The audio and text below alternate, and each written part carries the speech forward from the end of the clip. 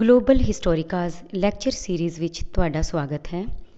ਅੱਜ ਅਸੀਂ ਦੂਜੇ ਐਂਗਲੋ ਸਿੱਖ ਯੁੱਧ ਤੋਂ ਬਾਅਦ ਪੰਜਾਬ ਉੱਪਰ ਅੰਗਰੇਜ਼ਾਂ ਦੇ ਅਧਿਕਾਰ ਅਤੇ ਲਾਹੌਰ ਰਾਜ ਦੇ ਅੰਤ ਬਾਰੇ ਜਾਣਕਾਰੀ ਹਾਸਿਲ ਕਰਾਂਗੇ।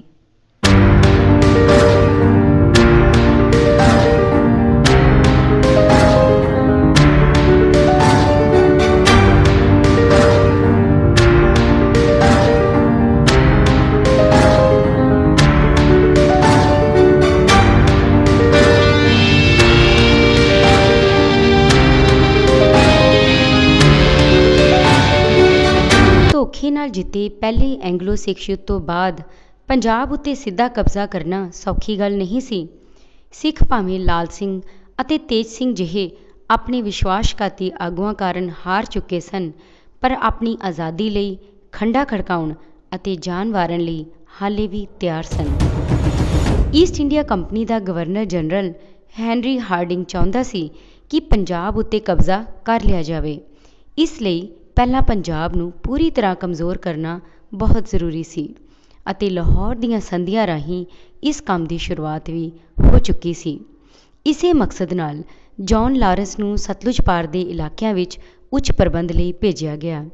ਜੌਨ ਲਾਰੈਂਸ ਨੇ ਵੀ ਬ੍ਰਿਟਿਸ਼ ਰੈਜ਼ੀਡੈਂਟ ਨੂੰ ਲਿਖਿਆ ਸੀ ਕਿ ਉਹਨਾਂ ਇਹਨਾਂ ਪੰਜਾਬੀਆਂ ਨੂੰ ਹੌਲੀ-ਹੌਲੀ ਡਿੱਗਣ ਦਿੱਤਾ ਜਾਵੇ ਤਾਂ ਕਿ ਇਹਨਾਂ ਦੀ ਸੰਤਾਨ ਮੁੜ ਹਲ ਦੀ ਜੰਗੀ ਨਾ ਫੜ ਸਕੇ ਜੋ ਇਹਨਾਂ ਦੇ ਪਿਓ ਦਾਦਿਆਂ ਦਾ ਕਿੱਤਾ ਸੀ। ਲਾਹੌਰ ਦੀ ਦੂਜੀ ਸੰਧੀ ਜੋ 11 ਮਾਰਚ 1846 ਨੂੰ ਹੋਈ ਸੀ ਦੇ ਅਨੁਸਾਰ ਅੰਗਰੇਜ਼ਾਂ ਨੂੰ ਸਾਲ ਦੇ ਅਖੀਰ ਵਿੱਚ ਪੰਜਾਬ ਵਿੱਚੋਂ ਆਪਣੀ ਸੈਨਾ ਚੁੱਕਣੀ ਪੈਣੀ ਸੀ।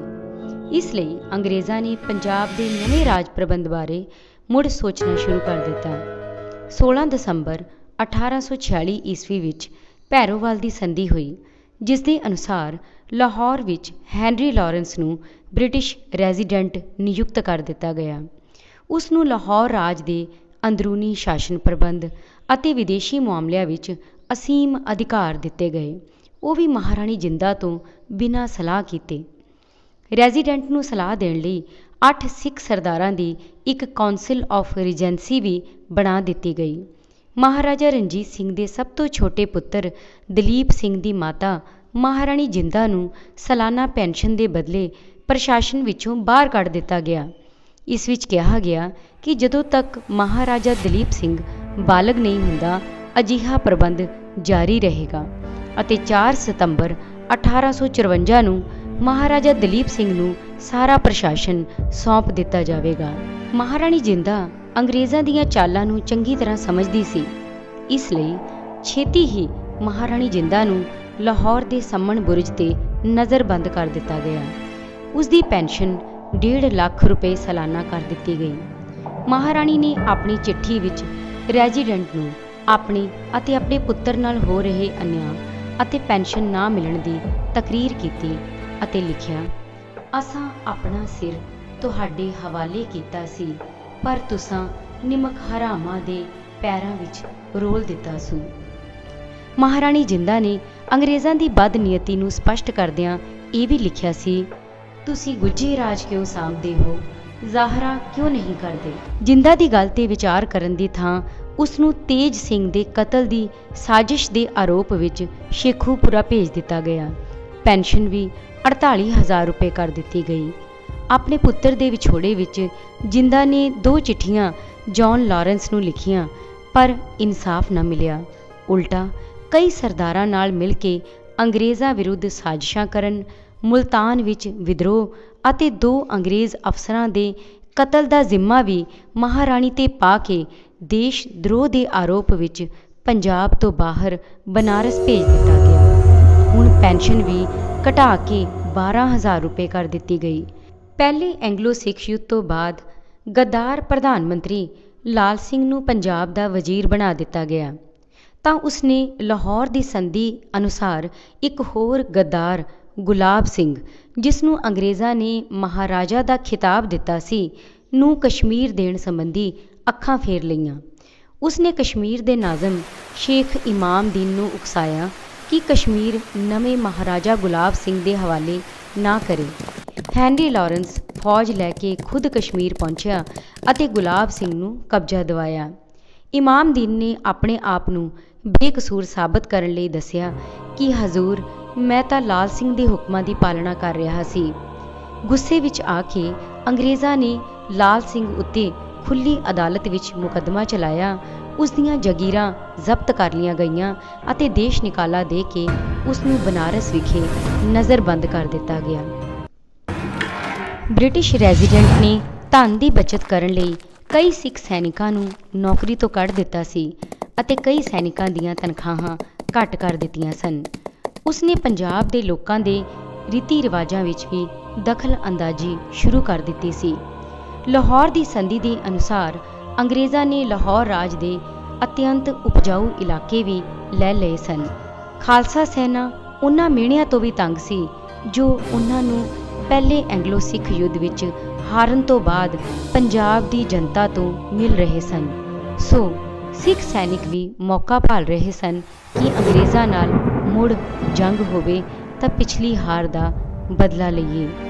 ਇਸ ਤਰ੍ਹਾਂ ਪੰਜਾਬ ਦੇ ਲੋਕਾਂ ਵਿੱਚ ਅੰਗਰੇਜ਼ਾਂ ਖਿਲਾਫ ਰੋਸ ਦਾ ਬਰੂਦ ਇਕੱਠਾ ਹੋ ਚੁੱਕਾ ਸੀ, ਜਿਸ ਲਈ ਮਾਹੌਲ ਅਸਲ ਵਿੱਚ ਈਸਟ ਇੰਡੀਆ ਕੰਪਨੀ ਨੇ ਖੁਦ ਹੀ ਤਿਆਰ ਕੀਤਾ ਸੀ। ਮੂਲ ਰਾਜ 1844 ਈਸਵੀ ਵਿੱਚ ਮੁਲਤਾਨ ਦਾ ਗਵਰਨਰ ਬਣਿਆ ਸੀ ਅਤੇ ਉਹ 19,71,000 ਰੁਪਏ ਹਰ ਸਾਲ ਲਾਹੌਰ ਦਰਬਾਰ ਨੂੰ ਦਿੰਦਾ ਸੀ। ਅੰਗਰੇਜ਼ਾਂ ਨੇ ਇਹ ਧਨਰਾਸ਼ੀ ਵਧਾ ਕੇ 30 ਲੱਖ ਰੁਪਏ ਤੱਕ ਕਰ ਦਿੱਤੀ ਅਤੇ ਉਸਦੇ ਇਲਾਕੇ ਦਾ 1/3 ਹਿੱਸਾ ਵੀ ਲੈ ਲਿਆ। ਉਸ ਸਮੇਂ ਹੈਨਰੀ ਲਾਰੈਂਸ ਛੁੱਟੀ 'ਤੇ ਸੀ ਅਤੇ ਜੌਨ ਲਾਰੈਂਸ ਕਾਰਜਕਾਰੀ ਰੈਜ਼ੀਡੈਂਟ ਸੀ। ਜਦੋਂ ਮੂਲ ਰਾਜ ਨੇ ਆਪਣੀ ਸਮੱਸਿਆ ਦੱਸੀ ਤਾਂ ਜੌਨ ਲਾਰੈਂਸ ਨੇ ਮੂਲ ਰਾਜ ਨੂੰ ਆਪਣਾ ਕਾਰਜ ਕਰਦੇ ਰਹਿਣ ਲਈ ਕਿਹਾ ਅਤੇ ਉਸਦਾ ਅਸਤੀਫਾ ਇੱਕ ਫਾਈਲ ਵਿੱਚ ਰੱਖ ਦਿੱਤਾ। ਪਰ ਫਰੈਡਰਿਕ ਕਰਰੀ ਨੇ ਨਵਾਂ ਰੈਜ਼ੀਡੈਂਟ ਬਣਦੇ ਸਾਰ ਹੀ ਉਹ ਅਸਤੀਫਾ ਕਢਵਾ ਲਿਆ। ਉਸ ਨੇ ਮੁਲਤਾਨ ਵਿੱਚ ਆਪਣੇ ਅਧਿਕਾਰੀ ਨਿਯੁਕਤ ਕਰਨ ਦਾ ਐਲਾਨ ਕਰ ਦਿੱਤਾ। ਮੂਲ ਰਾਜ ਨੇ ਵੀ ਚੁੱਪਚਾਪ ਮੁਲਤਾਨ ਦਾ ਪ੍ਰਬੰਧ ਅੰਗਰੇਜ਼ਾਂ ਦੁਆਰਾ ਨਿਯੁਕਤ ਕੀਤੇ ਜਰਨੈਲ ਕਾਹਨ ਸਿੰਘ ਨੂੰ ਸ਼ਾਂਤੀਪੂਰਵਕ ਦੇ ਦਿੱਤਾ। ਬ੍ਰਿਟਿਸ਼ ਰੈਜ਼ੀਡੈਂਟ ਨੇ ਮੂਲ ਰਾਜ ਦਾ ਅਸਤੀਫਾ ਮਨਜ਼ੂਰ ਕਰ ਲਿਆ। ਕਾਹਨ ਸਿੰਘ ਦੀ ਸਹਾਇਤਾ ਲਈ ਐਗਨਿਊ ਅਤੇ ਐਂਡਰਸਨ ਨਾਮ ਦੇ 2 ਅੰਗਰੇਜ਼ ਅਫਸਰ ਮੁਲਤਾਨ ਭੇਜੇ ਗਏ, ਪਰ ਮੁਲਤਾਨ ਦੇ ਸੈਨਿਕਾਂ ਨੇ ਵਿਦਰੋਹ ਕਰ ਦਿੱਤਾ ਅਤੇ ਇਨ੍ਹਾਂ ਦੋਹਾਂ ਅੰਗਰੇਜ਼ ਅਫਸਰਾਂ ਨੂੰ ਮਾਰ ਸੁੱਟਿਆ। ਵਿਦਰੋਹੀਆਂ ਨੇ ਮੂਲ ਰਾਜ ਨੂੰ ਬਗਾਵਤ ਦਾ ਨੇਤਾ ਬਣਨ ਲਈ ਤਿਆਰ ਕਰ ਲਿਆ।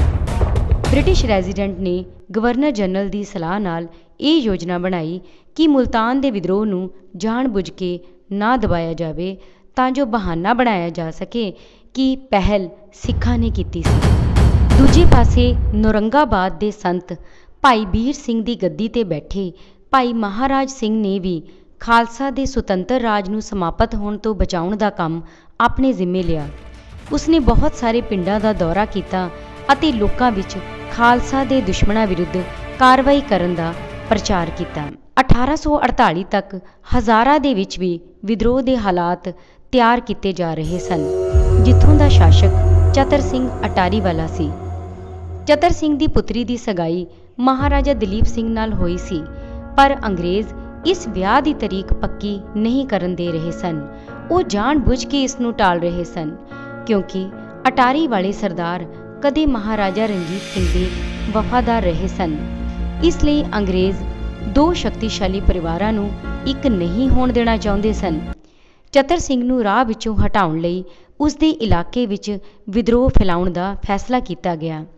ਅੰਗਰੇਜ਼ ਅਫਸਰ ਕੈਪਟਨ ਐਬਟ ਨੇ ਹਜ਼ਾਰਾ ਦੇ ਨਾਜ਼ਿਮ ਚਤਰ ਸਿੰਘ ਦੇ ਵਿਰੁੱਧ ਉੱਥੋਂ ਦੇ ਮੁਸਲਮਾਨ ਕਿਸਾਨਾਂ ਨੂੰ ਬਗਾਵਤ ਕਰਨ ਲਈ ਉਕਸਾਇਆ। ਚਤਰ ਸਿੰਘ ਨੇ ਕਰਨਲ ਕੈਨੋਰਾ ਨਾਮਕ ਸੈਨਿਕ ਅਧਿਕਾਰੀ ਨੂੰ ਵਿਦਰੋਹੀਆਂ ਵਿਰੁੱਧ ਕਾਰਵਾਈ ਕਰਨ ਦਾ ਹੁਕਮ ਦਿੱਤਾ, ਪਰ ਕੈਨੋਰਾ ਨੇ ਐਬਟ ਤੋਂ ਬਿਨਾਂ ਪੁੱਛੇ ਇਹ ਕਹਿਣਾ ਮੰਨਣ ਤੋਂ ਇਨਕਾਰ ਕਰ ਦਿੱਤਾ। ਕੈਨੋਰਾ ਨੂੰ ਫੜਨ ਲਈ ਸਿੱਖ ਸੈਨਿਕ ਭੇਜੇ ਗਏ ਅਤੇ ਉਸ ਨੂੰ ਮਾਰ ਦਿੱਤਾ ਗਿਆ, ਪਰ ਮਰਨ ਤੋਂ ਪਹਿਲਾਂ ਕੈਨੋਰਾ ਨੇ ਵੀ 2 ਸਿੱਖ ਸੈਨਿਕਾਂ ਨੂੰ ਮਾਰ ਦਿੱਤਾ ਸੀ। ਹੁਣ ਚਤਰ ਸਿੰਘ ਦੇ ਉੱਤੇ ਕਤਲ ਦਾ ਆਰੋਪ ਲਗਾ ਕੇ ਨਾਜ਼ਿਮ ਦੀ ਪਦਵੀ ਤੋਂ ਹਟਾ ਦਿੱਤਾ ਅਤੇ ਉਸ ਦੀ ਜਾਗੀਰ ਵੀ ਖੋਹ ਲਈ। ਚਤਰ ਸਿੰਘ ਅੰਗਰੇਜ਼ਾਂ ਦੀ ਨੀਅਤ ਨੂੰ ਸਮਝ ਗਿਆ ਅਤੇ ਅੰਗਰੇਜ਼ਾਂ ਵਿਰੁੱਧ ਖੁੱਲ੍ਹੀ ਬਗਾਵਤ ਦਾ ਐਲਾਨ ਕਰ ਦਿੱਤਾ। ਇਹ ਖਬਰ ਮਿਲਣ 'ਤੇ ਚਤਰ ਸਿੰਘ ਦਾ ਪੁੱਤਰ ਸ਼ੇਰ ਸਿੰਘ ਵੀ ਵਿਦਰੋਹ ਵਿੱਚ ਸ਼ਾਮਲ ਹੋ ਗਿਆ। ਇਸ ਤਰ੍ਹਾਂ ਮੂਲ ਰਾਜ, ਚਤਰ ਸਿੰਘ ਅਤੇ ਸ਼ੇਰ ਸਿੰਘ ਦੀਆਂ ਬਗਾਵਤਾਂ ਨਾਲ ਨਵੇਂ ਗਵਰਨਰ ਜਨਰਲ ਲਾਰਡ ਡਲਹੌਜ਼ੀ ਨੂੰ ਆਪਣੀ ਯੋਜਨਾ ਨੂੰ ਪੂਰਾ ਕਰਨ ਦਾ ਬਹਾਨਾ ਮਿਲ ਗਿਆ। ਡਲਹੌਜ਼ੀ ਦੇ ਹੁਕਮ ਉੱਤੇ ਲਾਰਡ ਗੱਫ ਨੇ ਅੰਗਰੇਜ਼ ਸੈਨਾ ਦੇ ਨਾਲ 9 ਨਵੰਬਰ 1848 ਈਸਵੀ ਨੂੰ ਸਤਲੁਜ ਨਦੀ ਨੂੰ ਪਾਰ ਕੀਤਾ। ਇਹ ਸੈਨਾ 13 ਨਵੰਬਰ ਨੂੰ ਲਾਹੌਰ ਪਹੁੰਚ ਗਈ। ਡਲਹੌਜ਼ੀ ਨੇ ਯੁੱਧ ਨੂੰ ਉਚਿਤ ਠਹਿਰਾਉਂਦੇ ਹੋਏ ਇੰਗਲੈਂਡ ਦੀ ਸਰਕਾਰ ਨੂੰ ਲਿਖਿਆ, ਪਹਿਲੀ ਘਟਨਾ ਤੋਂ ਚੇਤਾਵਨੀ ਨਾ ਲੈਂਦੇ ਹੋਏ ਅਤੇ ਪਿਛਲੇ ਉਦਾਹਰਣ ਤੋਂ ਕੋਈ ਸਬਕ ਨਾ ਸਿੱਖਦੇ ਹੋਏ ਸਿੱਖ ਕੌਮ ਨੇ ਮੁੜ ਯੁੱਧ ਮੰਗਿਆ ਹੈ ਅਤੇ ਮੈਂ ਵਚਨ ਦਿੰਦਾ ਹਾਂ ਕਿ ਉਹਨਾਂ ਨਾਲ ਬਦਲੇ ਦੀ ਭਾਵਨਾ ਨਾਲ ਯੁੱਧ ਕੀਤਾ ਜਾਵੇਗਾ। ਇਸ ਐਲਾਨ ਤੋਂ ਤੁਰੰਤ ਬਾਅਦ ਯੁੱਧ ਸ਼ੁਰੂ ਹੋ ਗਿਆ। ਗੱਫ ਦੀ ਅਗਵਾਈ ਹੇਠ ਅੰਗਰੇਜ਼ ਸੈਨਾ ਨੇ 16 ਨਵੰਬਰ 1848 ਈਸਵੀ ਨੂੰ ਰਾਵੀ ਨਦੀ ਨੂੰ ਪਾਰ ਕੀਤਾ ਅਤੇ ਚਨਾਬ ਨਦੀ ਦੇ ਸੱਜੇ ਕੰਢੇ ਵੱਲ ਚੱਲ ਪਈ, ਜਿੱਥੇ ਸ਼ੇਰ ਸਿੰਘ ਦੀ ਕਮਾਨ ਹੇਠ ਸਿੱਖ ਸੈਨਾ ਨੇ ਪਹਿਲਾਂ ਹੀ ਡੇਰੇ ਲਾਏ ਹੋਏ ਸਨ। 22 ਨਵੰਬਰ ਨੂੰ ਦੋਹਾਂ ਧਿਰਾਂ ਵਿਚਕਾਰ ਰਾਮਨਗਰ ਦੀ ਲੜਾਈ ਹੋਈ, ਜਿਸ ਵਿੱਚ ਅੰਗਰੇਜ਼ ਹਾਰ ਗਏ। ਜਨਵਰੀ 1849 ਈਸਵੀ ਦੇ ਪਹਿਲੇ ਹਫ਼ਤੇ ਹਿਊਗ ਗੱਫ ਨੂੰ ਅਟਕ ਉੱਤੇ ਸ਼ੇਰ ਸਿੰਘ ਦਾ ਕਬਜ਼ਾ ਹੋ ਜਾਣ ਦੀ ਖਬਰ ਮਿਲੀ। ਉਸ ਨੇ ਸ਼ੇਰ ਸਿੰਘ ਦੀ ਸੈਨਾ ਉੱਤੇ ਤੁਰੰਤ ਹਮਲਾ ਕਰਨ ਦਾ ਫੈਸਲਾ ਕੀਤਾ ਤਾਂ ਕਿ ਉਹ ਚਤਰ ਸਿੰਘ ਨਾਲ ਨਾ ਮਿਲ ਸਕੇ। 13 ਜਨਵਰੀ 1849 ਈਸਵੀ ਨੂੰ ਗੱਫ ਨੇ ਚੇਲੀਆਂਵਾਲਾ ਵਿਖੇ ਮੌਜੂਦ ਸਿੱਖ ਸੈਨਾ ਉੱਪਰ ਧਾਵਾ ਬੋਲ ਦਿੱਤਾ। ਸ਼ਾਮ ਵੇਲੇ 3 ਘੰਟੇ ਲਗਾਤਾਰ ਘਮਾਸਾਨ ਲੜਾਈ ਹੋਈ, ਜਿਸ ਵਿੱਚ ਅੰਗਰੇਜ਼ੀ ਸੈਨਾ ਦਾ ਭਾਰੀ ਨੁਕਸਾਨ ਹੋਇਆ। ਗੱਫ ਨੂੰ ਵਾਪਸ ਬੁਲਾ ਲਿਆ ਗਿਆ ਅਤੇ ਉਸ ਦੀ ਥਾਂ 'ਤੇ ਚਾਰਲਸ ਨੇਪੀਅਰ ਦੀ ਨਿਯੁਕਤੀ ਕਰ ਦਿੱਤੀ ਗਈ। ਇਸ ਜਿੱਤ ਨਾਲ ਸਿੱਖਾਂ ਦੇ ਹੌਸਲੇ ਬੁਲੰਦ ਹੋ ਗਏ। ਜਨਰਲ ਵਿਸ਼ ਦੀ ਅਗਵਾਈ ਹੇਠ ਇੱਕ ਭਾਰੀ ਸੈਨਾ ਮੁਲਤਾਨ ਦੇ ਕਿਲੇ 'ਤੇ ਕਬਜ਼ਾ ਕਰਨ ਲਈ ਭੇਜੀ ਗਈ। ਸ਼ੇਰ ਸਿੰਘ ਵੀ ਮੂਲ ਰਾਜ ਦੀ ਮਦਦ ਲਈ ਆਇਆ, ਪਰ ਮੂਲ ਰਾਜ ਨੂੰ ਉਸ ਉੱਪਰ ਭਰੋਸਾ ਨਹੀਂ ਸੀ, ਕਿਉਂਕਿ Sher Singh council of Regency the member ਰਿਹਾ ਸੀ। ਇਸ ਲਈ ਸ਼ੇਰ ਸਿੰਘ ਵੀ ਵਾਪਸ ਮੁੜ ਗਿਆ। ਭਾਈ ਮਹਾਰਾਜ ਸਿੰਘ ਵੀ ਮੂਲ ਰਾਜ ਦਾ ਸਾਥ ਦੇਣ ਲਈ 400 ਘੋੜਸਵਾਰਾਂ ਨਾਲ ਮੁਲਤਾਨ ਆਇਆ, ਪਰ ਮੂਲ ਰਾਜ ਅਤੇ ਮਹਾਰਾਜ ਸਿੰਘ ਵਿਚਕਾਰ ਮਤਭੇਦ ਪੈਦਾ ਹੋ ਗਏ ਅਤੇ ਮਹਾਰਾਜ ਸਿੰਘ ਚਤਰ ਸਿੰਘ ਅਟਾਰੀ ਵਾਲਾ ਕੋਲ ਜਾਣ ਲਈ ਰਵਾਨਾ ਹੋ ਗਿਆ। ਮੂਲ ਰਾਜ ਆਪਣੀ ਸੈਨਾ ਸਮੇਤ ਮੁਲਤਾਨ ਦੇ ਕਿਲੇ ਤੋਂ ਦੁਸ਼ਮਣਾਂ ਦਾ ਮੁਕਾਬਲਾ ਕਰਨ ਲੱਗਾ। ਦੋਹਾਂ ਪਾਸੇ ਭਾਰੀ ਬੰਬਾਰੀ ਹੋਈ, ਜਿਸ ਨਾਲ ਮੁਲਤਾਨ ਦੇ ਕਿਲੇ ਦੇ ਅੰਦਰ ਰੱਖੇ ਬਾਰੂਦ ਨੂੰ ਅੱਗ ਲੱਗ ਗਈ ਅਤੇ ਸੈਂਕੜੇ ਸਿੱਖ ਸੈਨਿਕ ਮਾਰੇ ਗਏ। ਨਿਰਾਸ਼ ਹੋ ਕੇ ਮੂਲ ਰਾਜ ਨੇ ਅੰਗਰੇਜ਼ਾਂ ਦੇ ਸਾਹਮਣੇ ਹਥਿਆਰ ਸੁੱਟ ਦਿੱਤੇ। ਅੰਗਰੇਜ਼ਾਂ ਅਤੇ ਸਿੱਖਾਂ ਵਿਚਕਾਰ ਆਖਰੀ ਲੜਾਈ 21 ਫਰਵਰੀ 1849 ਈਸਵੀ ਨੂੰ ਗੁਜਰਾਤ ਵਿਖੇ ਹੋਈ। ਇਸ ਲੜਾਈ ਵਿੱਚ ਵੁੱਡ ਦੀ ਅਗਵਾਈ ਹੇਠ ਵਿਸ਼ਾਲ ਅੰਗਰੇਜ਼ ਸੈਨਾ ਨੇ ਚਤਰ ਸਿੰਘ ਅਤੇ ਸ਼ੇਰ ਸਿੰਘ ਦੇ ਅਧੀਨ ਸਿੱਖ ਸੈਨਾ ਨੂੰ ਹਰਾ ਦਿੱਤਾ। ਦੋਹਾਂ ਪਾਸੇ ਤੋਂ ਤੋਪਾਂ ਚੱਲੀਆਂ, ਇਸ ਕਰਕੇ ਇਸ ਜੰਗ ਨੂੰ ਤੋਪਾਂ ਵਾਲੀ ਜੰਗ ਵੀ ਕਹਿੰਦੇ ਹਨ। 10 ਮਾਰਚ 1849 ਈਸਵੀ ਨੂੰ ਚਤਰ ਸਿੰਘ ਅਤੇ ਸ਼ੇਰ ਸਿੰਘ ਨੇ ਆਖਿਰ ਰਾਵਲਪਿੰਡੀ ਦੇ ਨੇੜੇ ਅੰਗਰੇਜ਼ਾਂ ਦੇ ਸਾਹਮਣੇ ਹਥਿਆਰ ਸੁੱਟ ਦਿੱਤੇ। ਭਾਈ ਮਹਾਰਾਜ ਸਿੰਘ ਰਾਮਨਗਰ ਵਿਖੇ ਰਾਜਾ ਸ਼ੇਰ ਸਿੰਘ ਦੀਆਂ ਫੌਜਾਂ ਵਿੱਚ ਸ਼ਾਮਲ ਹੋ ਗਿਆ ਸੀ। ਉਸਨੇ ਵੀ ਚੇਲੀਆਂਵਾਲਾ ਅਤੇ ਗੁਜਰਾਤ ਦੀਆਂ ਲੜਾਈਆਂ ਵਿੱਚ ਹਿੱਸਾ ਲਿਆ ਸੀ, ਪਰ ਜਦੋਂ ਅਟਾਰੀ ਵਾਲੇ ਸਰਦਾਰਾਂ ਨੇ ਅੰਗਰੇਜ਼ਾਂ ਅੱਗੇ ਆਤਮ ਸਮਰਪਣ ਕਰ ਦਿੱਤਾ ਤਾਂ ਉਸਨੇ ਇਕੱਲੇ ਹੀ ਲੜਾਈ ਜਾਰੀ ਰੱਖਣ ਦਾ ਫੈਸਲਾ ਕੀਤਾ। ਪਰ ਨੂੰ ਮਹਾਰਾਜ ਸਿੰਘ ਨੂੰ ਵੀ ਗ੍ਰਿਫਤਾਰ ਕਰ ਲਿਆ ਗਿਆ ਅਤੇ ਉਸਦੇ ਇੱਕ ਚੇਲੇ ਖੜਕ ਸਿੰਘ ਦੇ ਨਾਲ ਸਿੰਗਾਪੁਰ ਭੇਜ ਦਿੱਤਾ ਗਿਆ। ਉੱਥੇ ਹੀ 5 ਜੁਲਾਈ 1856 ਨੂੰ ਮਹਾਰਾਜ ਸਿੰਘ ਅਕਾਲ ਚਲਾਣਾ ਕਰ ਗਿਆ। 29 ਮਾਰਚ 1849 ਈਸਵੀ ਦੇ ਕਾਲੇ ਦਿਨ ਗਵਰਨਰ ਜਨਰਲ ਲਾਰਡ ਡਲਹੌਜ਼ੀ ਵੱਲੋਂ ਪੰਜਾਬ ਉੱਪਰ ਅੰਗਰੇਜ਼ਾਂ ਦੇ ਕਬਜ਼ੇ ਦਾ ਐਲਾਨ ਪੜ੍ਹ ਕੇ ਸੁਣਾਇਆ ਗਿਆ, ਜਿਸ ਦੇ ਅਨੁਸਾਰ ਮਹਾਰਾਜਾ ਦਲੀਪ ਸਿੰਘ ਨੂੰ ਗੱਦੀ ਤੋਂ ਉਤਾਰ ਦਿੱਤਾ ਗਿਆ ਅਤੇ ਉਸ ਦੀ ਸਾਲਾਨਾ ਪੈਨਸ਼ਨ ਮੁਕਰਰ ਕਰ ਦਿੱਤੀ ਗਈ। ਡਾਕਟਰ ਲੋਗਿਨ ਦੇ ਪ੍ਰਭਾਵ ਹੇਠ ਦਲੀਪ ਸਿੰਘ ਨੂੰ ਈਸਾਈ ਬਣਾ ਕੇ ਲੰਡਨ ਭੇਜ ਦਿੱਤਾ ਗਿਆ। ਬਹੁਮੁੱਲੀ ਕੋਹੀਨੂਰ ਹੀਰਾ ਵੀ ਇੰਗਲੈਂਡ ਵਿੱਚ ਮਹਾਰਾਣੀ ਵਿਕਟੋਰੀਆ ਨੂੰ ਭੇਜ ਦਿੱਤਾ ਗਿਆ। ਮੂਲ ਰਾਜ ਨੂੰ ਮੌਤ ਦੀ ਸਜ਼ਾ ਸੁਣਾਈ ਗਈ, ਪਰ ਸਜ਼ਾ ਨੂੰ ਬਾਅਦ ਵਿੱਚ ਉਮਰ ਭਰ ਲਈ ਕਾਲੇ ਪਾਣੀ ਦੀ ਸਜ਼ਾ ਵਿੱਚ ਤਬਦੀਲ ਕਰ ਦਿੱਤਾ ਗਿਆ। ਉਸ ਨੂੰ ਸਿੰਗਾਪੁਰ ਭੇਜਿਆ ਜਾਣਾ ਸੀ, ਪਰ ਉਸ ਦੀ ਬਿਮਾਰੀ ਕਾਰਨ ਉਸ ਨੂੰ ਬੰਗਾਲ ਦੇ ਫੋਰਟ ਵਿਲੀਅਮ ਦੇ ਕਿਲ੍ਹੇ ਵਿੱਚ ਕੈਦ ਕਰ ਦਿੱਤਾ ਗਿਆ।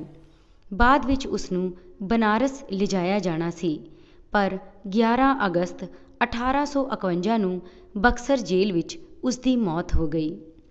ਚਤਰ ਸਿੰਘ ਅਤੇ ਸ਼ੇਰ ਸਿੰਘ ਨੂੰ ਪਹਿਲਾਂ ਸਖਤ ਨਿਗਰਾਨੀ ਹੇਠ ਰੱਖਿਆ ਗਿਆ, ਪਰ ਬਾਅਦ ਵਿੱਚ ਉਨ੍ਹਾਂ ਨੂੰ ਪੰਜਾਬ ਤੋਂ ਪੱਕੇ ਤੌਰ 'ਤੇ ਬਾਹਰ ਕੱਢਣ ਦਾ ਫੈਸਲਾ ਕੀਤਾ ਗਿਆ। ਚਤਰ ਸਿੰਘ ਦੀ ਮੌਤ 1855 ਵਿੱਚ ਕਲਕੱਤਾ ਵਿਖੇ ਅਤੇ ਉਸ ਤੋਂ 3 ਸਾਲ ਬਾਅਦ ਉਸ ਦੇ ਪੁੱਤਰ ਸ਼ੇਰ ਸਿੰਘ ਦੀ ਮੌਤ ਬਨਾਰਸ ਵਿੱਚ ਹੋਈ। ਇਸ ਤਰ੍ਹਾਂ ਪੰਜਾਬ ਉੱਪਰ ਧੋਖੇ ਅਤੇ ਫਰੇਬ ਨਾਲ ਫਿਰੰਗੀਆਂ ਨੇ ਆਪਣਾ ਕਬਜ਼ਾ ਕਰ ਲਿਆ, ਜੋ ਕਿ ਮਹਾਰਾਜਾ ਰਣਜੀਤ ਸਿੰਘ, ਨਾਬਾਲਿਗ ਮਹਾਰਾਜਾ ਦਲੀਪ ਸਿੰਘ, ਮਹਾਰਾਣੀ ਜਿੰਦਾ ਅਤੇ ਪੰਜਾਬ ਦੇ ਲੋਕਾਂ ਨਾਲ ਘੋਰ ਵਿਸ਼ਵਾਸਘਾਤ ਸੀ।